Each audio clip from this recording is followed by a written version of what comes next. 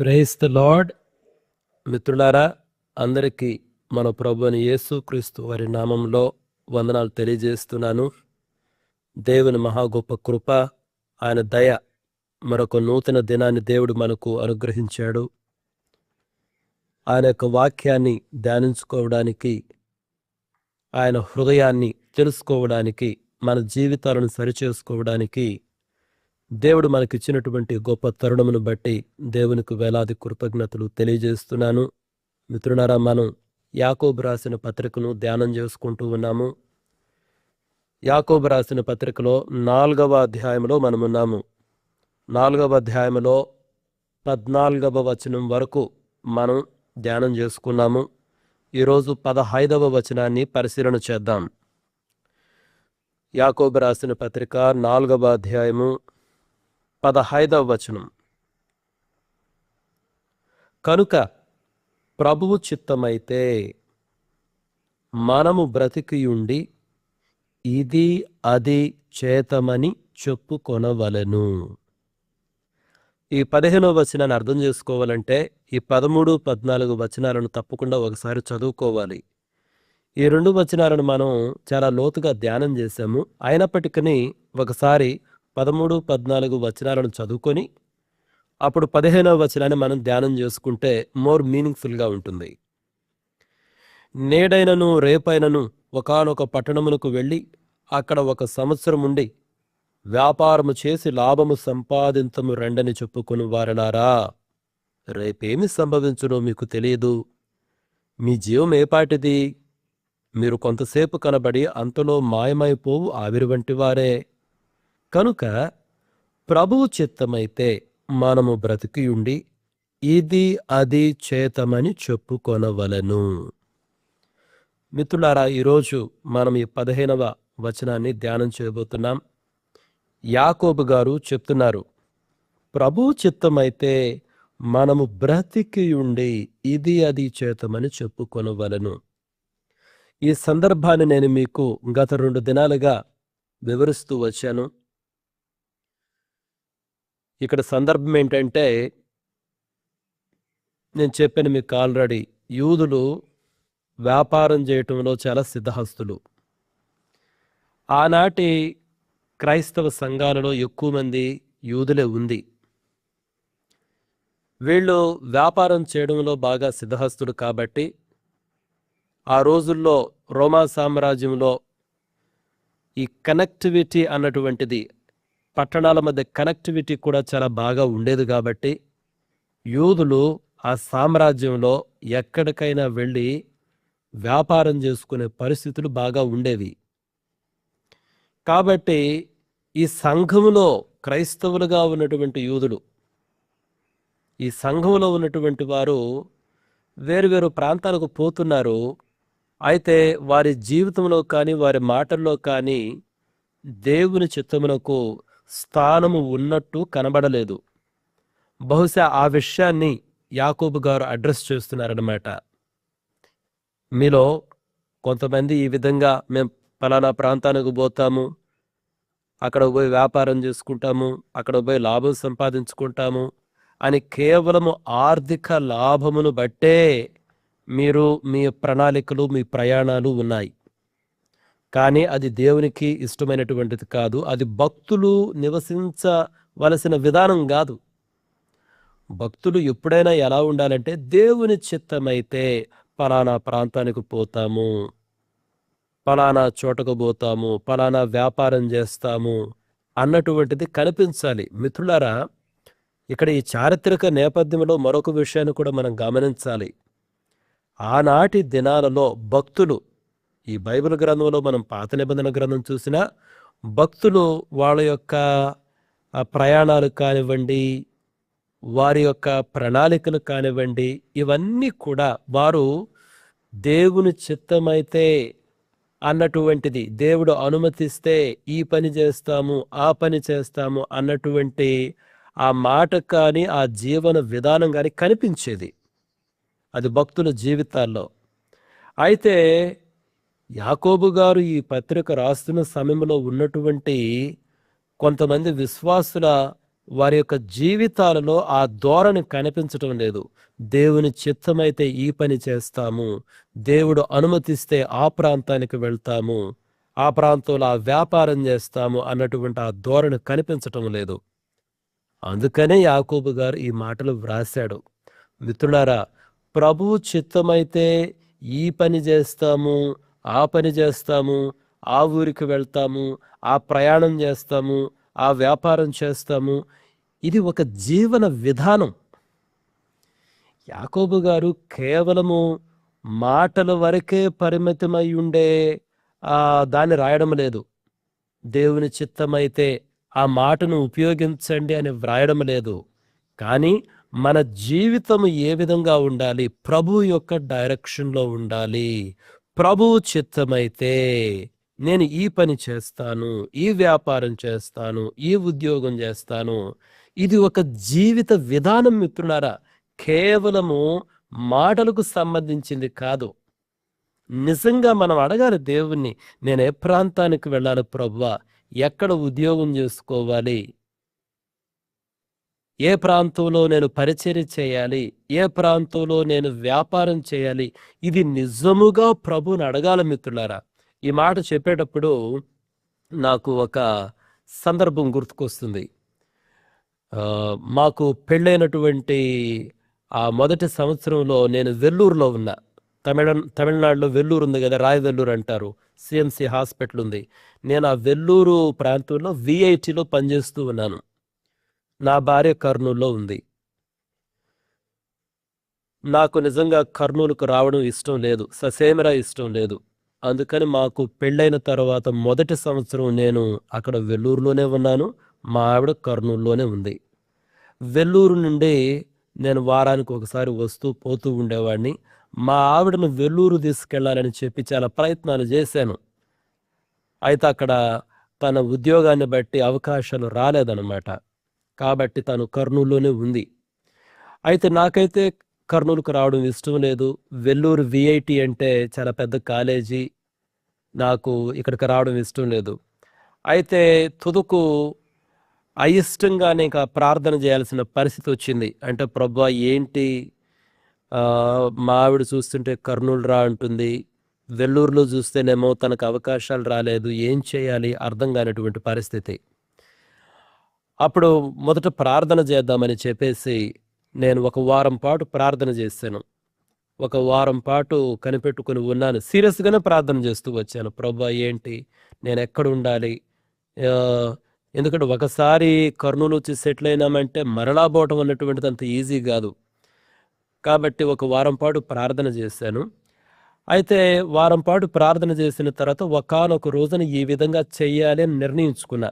మిత్రులారా, ఇది నా కేవలం నా వ్యక్తిగత అనుభవం, మీరు కూడా ఈ విధంగా చేయాలి అని నేను చెప్పడం లేదు.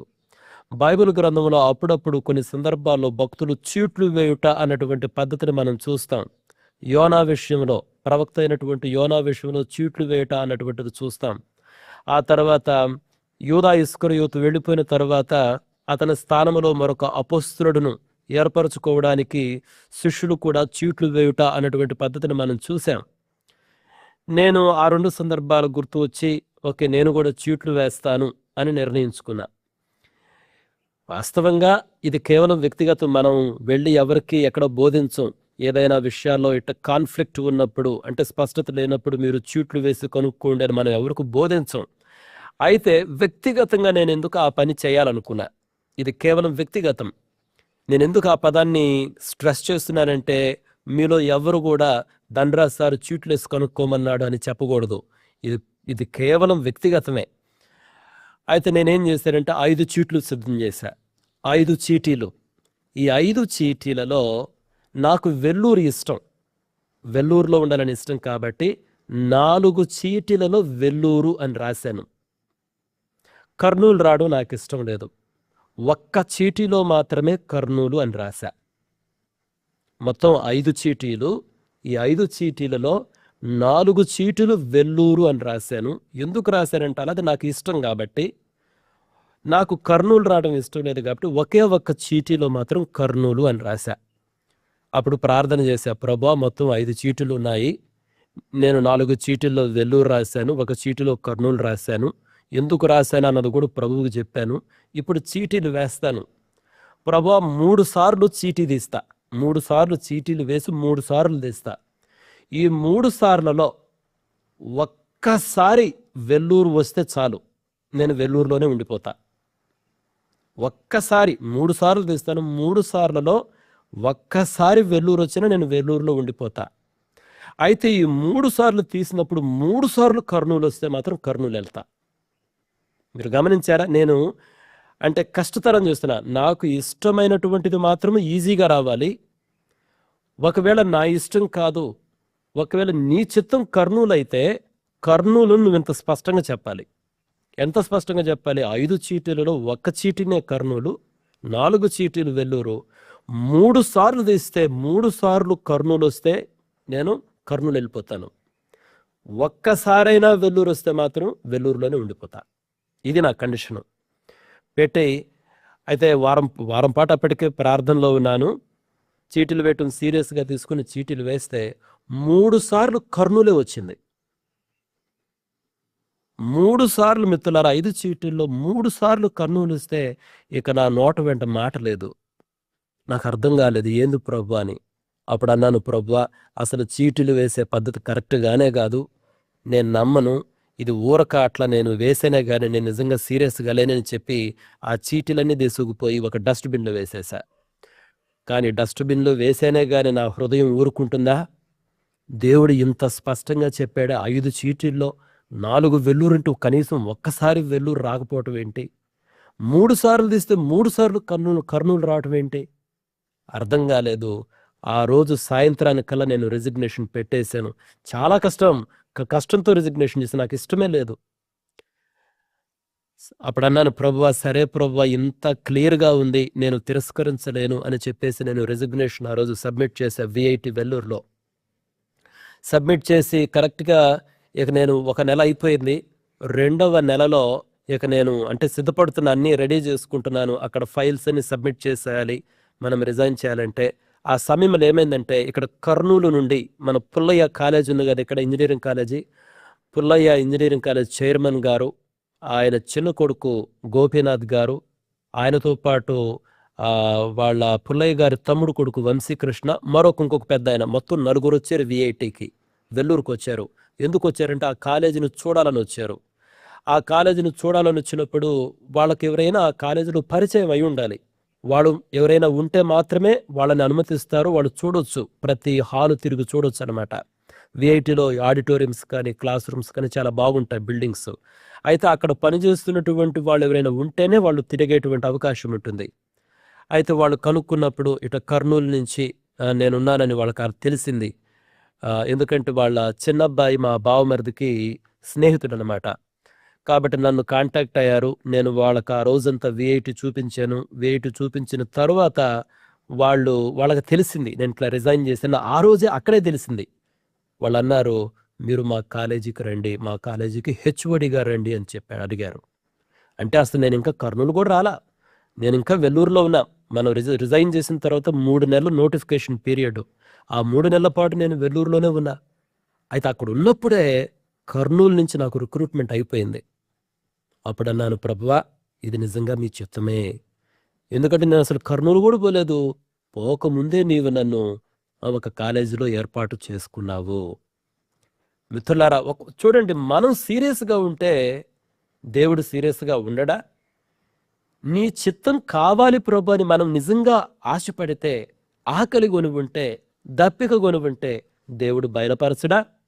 కాబట్టి ఇక్కడ యాకోబు గారు ఈ పత్రిక రాస్తున్నప్పుడు కేవలం మాటల కోసమన్నా అనండి, దేవుని చిత్తమైతే ఇలా చేస్తాము, దేవుని చిత్తమైతే అలా చేస్తాము, కేవలం మాటల కోసం కాదు. ఆయన చెప్తున్నాడు, భక్తి పరుడు, నిజముగా దేవునిని వెదకేవారు జీవించవలసిన విధానం ఇది. నిజంగా నువ్వు దేవుని అడగాలి, నీ చిత్తమా, నేనెక్కడ ఉద్యోగం చేయాలి, నేనెక్కడ వ్యాపారం చేయాలి, నేనెక్కడ పరిచర్య చేయాలి, నిజముగా నీవు దేవునికి నిజమైన సేవకుడుగా ఉండాలి అనుకుంటే, నిజముగా ఇష్టమైన వాడివిగా ఉండాలి అనుకుంటే, నీ భక్తి నిజమైనటువంటిదైతే నీవు దేవుణ్ణి అడగాలి. నీ చిత్తము ఎక్కడో అక్కడికి నేను వెళ్తాను, నీ చిత్త ప్రకారమే సేవ చేస్తానని అడగాలి. మిత్రులారా, మరలా చెప్తున్నాను చూడండి, మరలా మరలా పుట్టము, మరలా మరలా బ్రతకము. ఒకసారే పుడతాము, ఒకసారే బ్రతుకుతాము, ఒకసారి మరణిస్తాము. అది ఇంకా మనిషి చాప్టర్ క్లోజ్. ఈ పుట్టిన ఒకసారి, బ్రతుకుతున్న ఒకసారి, అవకాశం వచ్చిన ప్రతి ఒకసారి మనం అడగాలి, ప్రభువా నీ చిత్తం కావాలి. ఎందుకంటే అసలు నీ చిత్తం ఎలా ఉంటుందో నేను రుచి చూడాలి. దేవుని చిత్తాన్ని రుచి చూడకుండా చనిపోతామా? నా వివాహ విషయంలోనే నేను అంతే. నా వివాహ విషయంలో కూడా నాకు చాలా వ్యక్తిగత సాక్ష్యం ఉంది. ఎందుకంటే నీవు నా కొరకు సిద్ధపరిచిన మనిషిని నేను చూడాలి ప్రభువా.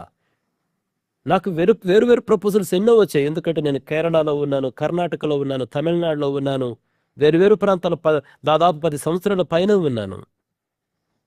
కానీ నేను అన్నాను, కాదు ప్రభువా, నీవు నా కొరకు సిద్ధపరిచిన ఆ మనిషి ఎవరు నేను చూడాలి. మిత్రులారా, నిజముగా దేవుని వెదకు వారి యొక్క జీవన విధానం ఇది. అదే యాకోబు గారు చెప్తున్నారు, మీరు దేవుని చిత్తమైతే ఇలా చేస్తాను అలా చేస్తానని అడగాలి. అది మీ జీవితంలో ఒక భాగంగా ఉండాలి. అది భక్తికి వినయానికి గుర్తు. మిత్రులారా, దేవుని చిత్తమును కోరుకొనుట అనేటువంటిది నిజమైన భక్తికి, నిజమైనటువంటి వినయానికి గుర్తు అన్నటువంటి విషయాన్ని మనం గమనించాలి. మీరు అబ్రహాము విషయం ఆలోచన చేయండి. దేవుడు అబ్రహామును పిలిచినప్పుడు అబ్రహాము ఊరు అన్న ప్రాంతంలో ఉన్నాడు. ఎంత చక్కగా ఉన్నాడో, తన సొంత ప్రజల మధ్య జీవిస్తున్నాడు, బాగా వ్యాపారాలు చేసుకుంటున్నాడు, ఒక మంచి ధనికమైనటువంటి రిచ్ స్టేట్లో ఉన్నాడు అబ్రహాము. అంటే ఒక గొప్ప స్థితిలోనే ఉన్నాడు అబ్రహాము. కానీ దేవుడు పిలిచినప్పుడు దేవుడు కనీసము ఏ దేశానికి అతనిని పిలుస్తున్నాడో కూడా చెప్పలేదు. ఇంకా అబ్రహాముకు చెప్పాడు, నీ స్వదేశాన్ని వదులు, నీ తండ్రి ఇంటి వారిని వదులు, నేను చూపించు దేశానికి పద అని చెప్పాడే గాని పలానా దేశానికి వెళ్ళు, ఇది నువ్వు పోవలసిన రూట్ అని చెప్పలా. అందుకని హెబ్రీయులకు రాసిన పత్రికలో ఆ గ్రంథకర్త చాలా స్పష్టంగా రాస్తాడు. చూడండి, హెబ్రీయులకు రాసినటువంటి పత్రిక 11వ అధ్యాయానికి రండి, 8వ వచనం. అబ్రహాము పిలువబడినప్పుడు విశ్వాసమును బట్టి ఆ పిలుపునకు లోబడి తాను స్వాస్థ్యముగా పొందనయ్యున్న ప్రదేశమునకు బయలు వెళ్ళెను, మరియు ఎక్కడికి వెళ్ళవలెనో అది ఎరుగక బయలు వెళ్ళెను. అబ్రహాముకి ఎక్కడికి వెళ్ళాలో కూడా తెలీదు, ఏ దేశానికి వెళ్ళాలో తెలీదు, రూట్ తెలీదు, అయినా బయలుదేరాడు. It's not at all an easy thing. సొంత దేశాలు వదులుతున్నాడు, సొంత ప్రజలను వదులుతున్నాడు, సొంత వ్యాపారాలు వదులుతున్నాడు, ఒక కంఫర్టబుల్ స్టేట్ను వదులుతున్నాడు, సుఖంగా ఉన్నాడు, క్షేమకరంగా ఉన్నాడు, తన సొంత బలగం మధ్య ఉన్నాడు. అది వదిలిపెట్టి దేశం కాని దేశానికి, ఇంకా అసలు ఏ దేశమో తెలియదు, ప్రజలు కాని ప్రజల మధ్యకి, భాష కాని భాష కలిగినటువంటి ప్రజల మధ్యకి, అసలు ఏ దేశానికి పోతున్నాడో కూడా తెలియకుండా వెళ్ళాడు. ఎందుకంటే అది అతనిలో ఉన్నటువంటి విశ్వాసము, తన్ను పిలిచిన వాని ఎడలో ఉన్నటువంటి విశ్వాసము. అదే ఆ 8వ వచనం ప్రారంభంలో ఉంది. అబ్రహాము పిలువబడినప్పుడు విశ్వాసమును బట్టి ఆ పిలుపునకు లోబడి. దేవుని చిత్తమును వెదకుటలో నిజమైన విశ్వాసం బయటపడుతుంది, నిజమైన విధేయత బయటపడుతుంది. అదే ఆ మాటను చూడండి, విశ్వాసమును బట్టి ఆ పిలుపునకు లోబడి. కాబట్టి మనం ఏ ఉద్యోగం చేయాలి, ఏ వ్యాపారం చేయాలి, ఏ పరిచర్య చేయాలి, ఎక్కడ చేయాలి, వీటన్నిటిలో కూడా మన విశ్వాసము కనిపిస్తుందా? నిజమైన మన విధేయత కనిపిస్తుందా? దేవుని ప్రణాళికలు నా జీవితంలో కావాలని కోరుకునేటువంటి ఆ స్వభావం కనిపిస్తుందా? లేదంటే ఎక్కడ నాకు లాభం ఉంటుందో అక్కడకు పోవాలనుకుంటున్నామా? చాలా తప్పు మిత్రులారా. నేను మరలా చెప్తున్నాను చూడండి, మరలా పుట్టము, మరలా బ్రతకము. ఒకసారే పుడతాము, ఒకసారే బ్రతుకుతాము, ఆ తర్వాత చనిపోతాము. దేవుని చిత్తమును రుచి చూడకుండానే చనిపోతావా? ఆలోచన చేసుకోవాలి మనము. అదేవిధంగా మీరు సమూయేలు విషయం ఆలోచన చేయండి. సమూయేలు బాల్య స్థితిలో ఉన్నప్పుడు, సమూయేలు మొదటి గ్రంథానికి రండి, 3వ అధ్యాయము.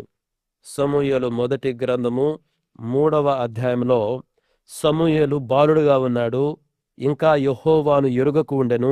మీరు 3వ అధ్యాయంలో ఇవన్నీ చదవచ్చు. అయితే దేవుడు సమూయేలుతో మాట్లాడుతున్నాడు, సమూయేలును పిలిచాడు అని మీరు మొదటి సమూయేలు గ్రంథము 3వ అధ్యాయము 4వ వచనం చూడండి. యెహోవా సమూయేలును పిలిచెను. అప్పుడు సమూయేలు ఏమన్నాడు? చిత్తమండి, నేనున్నానని చెప్పి ఏలీ దగ్గరకు పోయాడు. ఎందుకంటే అప్పటికి యెహోవా యొక్క స్వరమును సమూయేలు ఎరుగకు ఉండెను. అయితే సమూయేలు ప్రతిస్పందన ఎలా ఉంది? చిత్తమండి, చిత్తమండి, నేనున్నాను అని చెప్పి, చిత్తమండి నేనున్నాను. అది 4వ వచనంలో చూడొచ్చు. అదేవిధంగా 6వ వచనం చూడండి. యెహోవా మరలా సమూయేలును పిలుపుగా సమూయేలు లేచి ఏలి యొద్దకు పోయి, చిత్తము నీవు నన్ను పిలిచితివి. అది 6వ వచనము.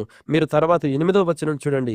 యెహోవా 3వ మారు సమూయేలును పిలువగా అతడు లేచి ఏలి దగ్గరకు పోయి, చిత్తము నీవు నన్ను పిలిచితివే. చూడండి, చిత్తమండి నేనున్నాను, చిత్తమండి నీవు నన్ను పిలిచితివే. చిత్తము ఇస్ ఎ హంబుల్ థింగ్ అనమాట. అయితే ఏలి గ్రహించాడు, సమూయేలును యెహోవా పిలుస్తున్నాడని గ్రహించి, అప్పుడు ఏలి ఏం చెప్తాడు తెలుసా సమూయేలుకి? మీరు 10వ వచనం చూడండి. తరువాత యెహోవా ప్రత్యక్షమై నిలిచి ఆ రీతిగా సమూయేలు సమూయేలు అని పిలువగా, సమూయేలు నీ దాసుడు ఆలకించుచున్నాడు, ఆజ్ఞ ఇమ్మనెను. అదండి దేవుని చిత్తము. దేవుని చిత్తమును కోరుకునుట అంటే అది, నీ దాసుడు ఆలకించుచున్నాడు, ఆజ్ఞ ఇమ్ము. దేవా, ఓ రాజా, నీ దాసుణ్ణి నేను ఆలకిస్తున్నాను, నీవు ఆజ్ఞ ఇమ్ము. అంతే, నీ దాసుడు పాటిస్తాడు. అది ఏలి నేర్పించాడు సమూయేలుకి. నీ దాసుడు ఆలకించుచున్నాడు. ఆ రకంగా ఉండాలి దేవుని చిత్తాన్ని. అంటే దేవుని చిత్తమును కోరుకున్నటంటే నేను ఎక్కడ ఉండాలి, ఎక్కడ నా కాపరు ఉండాలి, ఎక్కడ నా ఉద్యోగం ఉండాలి, ఏ రకమైన ఉద్యోగం చేయాలి. మనం ఈ రోజులు అదేమీ లేదు. మనకంతా రికమెండేషన్ సిస్టమ్స్, లేకపోతే లంచాలు తారుమారు చేస్తూ ఉంటాం. మన దృష్టికి ఏది మేలో అదే చేస్తాం. మన దృష్టికి మేలైనటువంటి దాని కొరకు డబ్బులు ఇచ్చి కూడా, మనం లంచాలు ఇచ్చి కూడా మనము మార్చేస్తాం. కానీ నిజంగా ఆలోచించండి, నిజముగా నువ్వు దేవుని చిత్తమును అడిగితే ఎలా ఉంటుందో అడుగు. దేవుని చిత్తాన్ని నీ కంటికి అది కష్టముగా అనిపించినా, నీ ఒంటికి అది కష్టముగా అనిపించినా అడుగు ఒకసారి. ఎందుకంటే మరలా పుట్టవు, మరలా బ్రతుకువు. ఒకసారి పుడతావు, ఒకసారి బ్రతుకుతావు, తర్వాత చనిపోతావు. కాబట్టి దేవుని చిత్తం ఎలా ఉంటుందో రుచి చూడు. మిత్రులారా, దేవుని చిత్తాన్ని మనం రుచి చూడాలి. ఉదాహరణకు దావీదును చూడండి. మనం కీర్తనల గ్రంథం 25వ అధ్యాయానికి రండి. 25వ కీర్తనలో ఒక చక్కటి మాట ఉంటుంది. 25వ కీర్తనలో 25వ కీర్తన 4వ వచనం చూడండి. యెహోవా, నీ మార్గములను నాకు తెలియజేయము, నీ త్రోవలను నాకు తేటపరచుము. నన్ను నీ సత్యమును అనుసరింపజేసి నాకు ఉపదేశము చేయము. నీవే నా రక్షణకర్తవైన దేవుడవు. ఈ కీర్తన దావీదు కీర్తన అండి. 25లో మీరు పైన చూడొచ్చు టైటిల్లో, ఇది దావీదు కీర్తన. ఈ కీర్తనలు రాసినప్పుడు దావీదు ఎవరు? దావీదు ఒక రాజు. అసలు ఒక రాజు అంటే ఎవరు? వాళ్ళు ఇష్టం వచ్చినట్టు బ్రతకవచ్చు, వాళ్ళు అనుకున్నదల్లా చేయొచ్చు. తాను అనుకున్నదల్లా చేయగలిగినప్పటికీ ఆ స్థితి దావీదుకు ఉంది. కానీ దావీదు ఏమంటున్నాడు? నీ మార్గములను నాకు తెలియజేయము, నీ త్రోవలను నాకు తేటపరచుము. ఏమడుగుతున్నాడు దావీదు ఇక్కడ? నీ మార్గాలు నాకు తెలియజేయి, నీ త్రోవలు స్పష్టంగా తెలియజేయంటే దావీదు ఏమడుగుతున్నాడు? నీ చిత్తాన్ని తెలియజేయ ప్రభువా. నీకేమి ఇష్టము, నీ ప్రణాళికలు ఏంటి, నేను ఏ త్రోవలో పోవాలి, నాకు స్పష్టంగా తెలియజేయి. ఒక రాజు యొక్క ప్రార్థన అండి ఇది ఒక రాజు యొక్క ప్రార్థన. మీరు ఎస్తేరు గ్రంథానికి రండి. ఎస్తేరు గురించి ఒకసారి ఆలోచన చేయండి. ఎస్తేరు గ్రంథంలో 4వ అధ్యాయానికి రండి. యోబు గ్రంథం తర్వాత ఉంటుంది కదా, మనకి ఎస్తేరు గ్రంథం తెలుసు. ఎస్తేరు గ్రంథం 4వ అధ్యాయంలో యూదులకు శ్రమ వచ్చింది. అది పర్షియా సామ్రాజ్యము. ఆ పర్షియా సామ్రాజ్యములో యూదులను ఊచ కోత కొయ్యమని చెప్పి ఒక ఆజ్ఞ జారీ అయింది. దీని వెనుక హామాను అన్నటువంటి ఒక దుష్టుడు ఉన్నాడు. దీని విషయమై మొర్దెకై కన్నీరు పెట్టుకుంటున్నాడు. ఆ విషయమై ఎస్తేరుకు తెలిసింది. అప్పుడు ఎస్తేరుతో మొర్దెకై మాట్లాడాడు. అమ్మా, దేవుడు ఇందు నిమిత్తమేనే నిన్ను హెచ్చించాడమో ఒకసారి ఆలోచన చేయమ్మని చెప్పాడు. ఇందు నిమిత్తమే. అప్పుడు ఎస్తేరు ఒక మాట అంటుంది. మీరు 4వ అధ్యాయం 16వ వచనంలో తర్వాత చదవండి. నేను నశింతునుగాక. అంటే వాళ్ళకు ఒక ఆజ్ఞ ఉండేది పర్షియా సామ్రాజ్యంలో. ఒక ఆజ్ఞ అంటే ఒక పాలసీ అనమాట. ఎవరైనా సరే రాజు యొక్క సన్నిధికి వెళ్ళాలి అంటే వాళ్ళకు రాజు యొక్క అనుమతి ఉంటేనే వెళ్ళాలి. అనుమతి లేకుండా రాజు సన్నిధిలోనికి ప్రవేశిస్తే వాళ్ళకు మరణ శిక్ష. అప్పటికి రాజు ఎస్తేరును 30 రోజుల పాటు పిలవలేదు. 30 రోజుల పాటు పిలవలేదు. అప్పుడు ఎస్తేర్ ఉంటుంది, ఇప్పటికి రాజు 30 రోజుల పాటు నన్ను పిలవలేదు, అయినప్పటికీ నేను వెళతాను, నా కొరకు మీరు ఉపవాస ప్రార్థన చేయండి, నేను ఒకవేళ నశించవలసి వస్తే నశిస్తాను. దేవుని చిత్తము వెదుకుటలో ఉన్నటువంటి త్యాగం మిత్రులారా అది. మొర్దెకాయ్ అంటాడు, ఒకవేళ ఇందు నిమిత్తమే నీవు ఈ స్థితికి వచ్చేవేమో, ఒకవేళ నీవు గాని ఇప్పుడు యూదుల కొరకు నిలబడకపోతే యూదులకు విడుదల అన్నటువంటిది మరొక మార్గంలో వస్తుంది, కానీ నీవును నీ కుటుంబమును నశించిపోతుంది. ఎస్తేరు చేసినటువంటి పని అత్యంత సాహసవంతమైనటువంటి పని. ఒకవేళ నేను నశిస్తే నశిస్తాను, నేను రాజు దగ్గరకు వెళ్తాను, యూదుల కొరకు నేను మాట్లాడతాను, నా కొరకు మీరు ప్రార్థన చేయండి. చూసారా, దేవుని చిత్తమును వెదకుటలో ఉన్నటువంటి త్యాగం మిత్రులారా. మీరు యేసుక్రీస్తు ప్రభువారి గురించి ఆలోచన చేయండి. లూకాసు వార్త 22వ అధ్యాయానికి రండి. ఆ గెత్సెమనే వనంలో ఏం జరిగింది? లూకాసు వార్త 22వ అధ్యాయంలో 42వ వచనం చదువుతున్నాను. తండ్రి, ఈ గిన్నె నా యొద్ద నుండి తొలగించుటకు నీ చిత్తమైతే తొలగించుము, ఆయనను నా ఇష్టము కాదు, నీ చిత్తమే సిద్ధించునుగాకని ప్రార్థించెను. అప్పుడు పరలోకము నుండి ఒక దూత ఆయనకు కనబడి ఆయనను బలపరచెను. ఎప్పుడు పరలోకము నుండి ఒక దూత కనబడ్డాడు? ఎప్పుడు ఆయన బలపరిచాడు? యేసుక్రీస్తు ప్రభువారు ఆ గెత్సెమనే వనములో ప్రార్థన చేస్తున్నాడు. ఏమన్నాడు? తండ్రి, మొదటేమన్నాడు? నీ చిత్తమైతే ఈ గిన్నెను తొలగించుము, ఆయనను నా ఇష్టం కాదు, నీ చిత్తమే సిద్ధించునుగాక. ఆయన చెమట రక్తంగా మారిపోయింది. తీవ్రమైన వేదన, ఆ తీవ్రమైన వేదన, తీవ్రమైన బాధ, నష్టము, మరణములో నీ చిత్తమే సిద్ధించునుగాక అన్నాడు. అప్పుడు దేవుని దూత కనబడడం జరిగింది. నీ చిత్తమే సిద్ధించునుగాక. దేవుని చిత్తమును మనం కోరుకున్నప్పుడు మనకు దేవుని సహాయం ఉంటుంది, దేవుని దూతల సహాయం ఉంటుంది అన్నటువంటి విషయం మనం గుర్తించాలి. ఇక్కడ ఒకవేళ యేసుక్రీస్తు ప్రభువారు అంటే అసలు అనడు, ఒకవేళ అటువంటి కేసే ఉంటే, వదిలే, నీ చిత్తం నాకు వదిలే, సిలువ నాకు వదిలే, మరణం నాకు వదిలింటే ఎట్టుండేదో పరిస్థితి. కానీ ఆయన అన్నాడు, నా ఇష్టం కాదు, నీ చిత్తమే జరగాలన్నాడు. ఎప్పుడైతే ఆయన ఆ మాట అన్నాడు, అప్పుడు దేవుని దూత కనిపించాడు, బలపరిచాడు. ఈ విషయం గమనించావా? నీవు ఎప్పుడైతే దేవుని చిత్తాన్ని కోరుకుంటున్నావో దేవుడు నీ జీవితంలోకి ఎంటర్ అవుతున్నాడు. దేవుని దూతలు నీ జీవితంలోకి ప్రవేశిస్తారు. దేవుని యొక్క నడిపింపు, దేవుని యొక్క బలము, సహాయము నీవు రుచి చూడగలవు మిత్రుడా. దేవుని చిత్తాన్ని మనం ఆశించకపోతే ఇక మన ఇష్టం, మన దారి మందే కదా. దేవుని చిత్తమును కోరుకున్నప్పుడు దేవుని ప్రణాళికలు మన జీవితంలోకి వస్తాయి. దేవుడు మన జీవితంలో పనిచేస్తాడు. ఎందుకంటే ఆయన ప్రణాళికలను ఆయనే నెరవేర్చగలడు. మనము మన శక్తితో నెరవేర్చలేం కదా. అదే బైబిల్ గ్రంథం చెప్పేది, శక్తి చేత కాదు, బలము చేత కాదు, నా ఆత్మ చేతనే. ఎందుకు దేవుని ఆత్మ పనిచేసేది? దేవుని ఆత్మ ఎందుకు పనిచేస్తాడంటే ఆయన దేవుని చిత్తమును నెరవేర్చుటకే. దేవుని చిత్తమును నెరవేర్చుటకే దేవుని ఆత్మ పనిచేస్తాడు గాని నీ సొంత ప్రణాళికలు, నా సొంత ప్రణాళికలు నెరవేర్చడానికి దేవుని ఆత్మ పనిచేయడు. ఈ విషయాన్ని మనం గమనించాలి. ఒకసారి లూకాసు వార్త 1వ అధ్యాయంలో మనం చదివాం కదా, చాలాసార్లు నేను చెప్పాను. గబ్రియేలు దేవదూతను దేవుడు మరియ యొద్దకు పంపించినప్పుడు మరియ ఏమనింది? ఆ 1వ అధ్యాయానికి రెండు. లూకాసు వార్త 1వ అధ్యాయంలో 38వ వచనములో, అందుకు మరియ, ఇదిగో ప్రభువు దాసురాలను, నీ మాట చొప్పున నాకు జరుగునుగాక అనెను. నీ మాట చొప్పునే జరుగునుగాకయ్యా. చాలా కష్టమైనటువంటి పని అది. తేడా జరిగితే మరణమునకు దారితీస్తుంది ఆనాటి సమాజంలో. కానీ మరియ మాట్లాడలేదు. నీ మాట చొప్పునే జరుగును గాక, నీ దాసురాలనయ్యా. కాబట్టి నీ చిత్తమును, దేవుని చిత్తమును కోరుటలో మనం ఏం తెలియజేస్తున్నామంటే, నీవు నా ప్రభుడవు, నీవు నా రాజువు, నీవు నా యజమానుడవు, నేను నీ దాసురాలను, నేను నీ దాసుడను అని తెలియజేస్తున్నాం.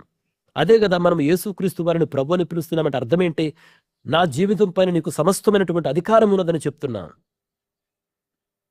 ఈ దాసురాలనయ్యా. మీరు ఆ తర్వాత ఆలోచన చేయండి. పౌలు గారు దమస్కు మార్గంలో, మీరు అపొస్తలుల కార్యాల 9వ అధ్యాయం 6వ వచనం చూస్తే ఆ పౌలు గారు ఆ దమస్కు మార్గంలో పడిపోతాడు. అప్పుడు యేసుక్రీస్తు ప్రభువారు ఆయన చెప్తాడు, నీవు ఏమి చేయవలనది నీకు తెలుపబడును, నువ్వు వెళ్ళు దమస్కులోకి, నీవు ఏమి చేయవలనో నీకు తెలుపబడును. ఇదే మాటలు మాట్లాడతాడు యేసుక్రీస్తు ప్రభువారు. నీవు ఏమి చేయవలనో నీకు తెలుపబడును. దేవుని చిత్తం అన్నటువంటిది తెలుపబడుతుంది మనకు. దేవుడు తెలపకపోతే మనకు దేవుని చిత్తము తెలియదు మిత్రుడారా. మీరు అపోస్తుల కార్యాల గ్రంథము 18వ అధ్యాయం 21వ వచనం చూడండి. అది పౌలు గారి 2వ మిషనరీ యాత్ర ముగింపు. ఆ 2వ మిషనరీ యాత్ర ముగింపులో ఆయన ఎఫెసు పట్టణానికి వస్తాడు. ఎఫెసు పట్టణంలో ఉండమని చెప్పి వాళ్ళు బ్రతిమలాడతారు. కానీ పౌలు గారు ఉండరు. అయితే ఒక మాట అంటారు, దేవుని చిత్తమైతే నేను మరలా తిరిగి వస్తాను. దేవుని చిత్తమైతే. చూసారా, భక్తుల యొక్క మాటల్లో, వాళ్ళ జీవితాల్లో దేవుని చిత్తమునకు ఒక ప్రత్యేకమైన స్థానము ఉన్నది. వాళ్ళ జీవితాలు దేవుని చిత్తమును బట్టే పోతున్నాయి. మనమైతే చాలాసార్లు బైబిల్ చదువుతాము, పాటలు పాడుతాము, అన్ని చేస్తాం, పరిచర్య చేస్తాం, అన్ని చేస్తాం, కానీ నిజముగా దేవుని చిత్తమును వెదికే హృదయము ఉన్నదా? నిజముగా ఉన్నదా మిత్రులారా? ఒక్కసారి ఆలోచన చేయండి. యాకోబు గారు అంటున్నారు, దేవుని చిత్తమైతే ఎలా అలా చేస్తామని చెప్పండి. ఎందుకు ఎందుకు ఇంత చిన్న విషయాన్ని యాకోబు గారు మాట్లాడుతున్నారు? ఇది చిన్న విషయం కాదు భక్తుల జీవితాల్లో. ఇప్పుడు దేవుని ఎరుగని వారికైతే కామనే, ఎక్కడ లాభం ఉంటే అక్కడికి పోతారు. దేవుని ఎరుగనటువంటి వారు అదే కదా, ఏది మేలనుకుంటారో, ఏది లాభసాటో, ఎక్కడ లాభం ఉంటుందో దాన్ని బట్టి వెళ్ళిపోతారు. అది న్యాచురల్ వాళ్ళకి.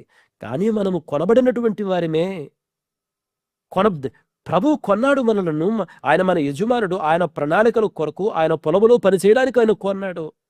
మరి ఆయన చిత్తమును వెతకవలసిన బాధ్యత నీకు నాకు లేదా? లేదా మన ఇష్ట ప్రకారమే పోవడమా? మిత్రులారా, దేవుని చిత్తమును వెతుకుదాము. నేను ముగించే ముందు మరలా చెప్పుచున్నాను చూడండి, మరలా పుట్టము, మరలా బ్రతకము. ఒకసారే పుడతాము, ఒకసారే బ్రతుకుతాము, ఆ తర్వాత మరణిస్తాము. దేవుని చిత్తము నీ కొరకు ఏమై ఉన్నదో రుచి చూడకుండానే చనిపోతావా? అడుగు మిత్రుడా, దేవుడు తప్పకుండా తెలియజేస్తాడు. దేవుడి కొద్ది మాటలు మన వినికిడిలో దీవించాలని కోరుకుంటూ ముగిస్తున్నాను. May God bless each one of you. Thank you.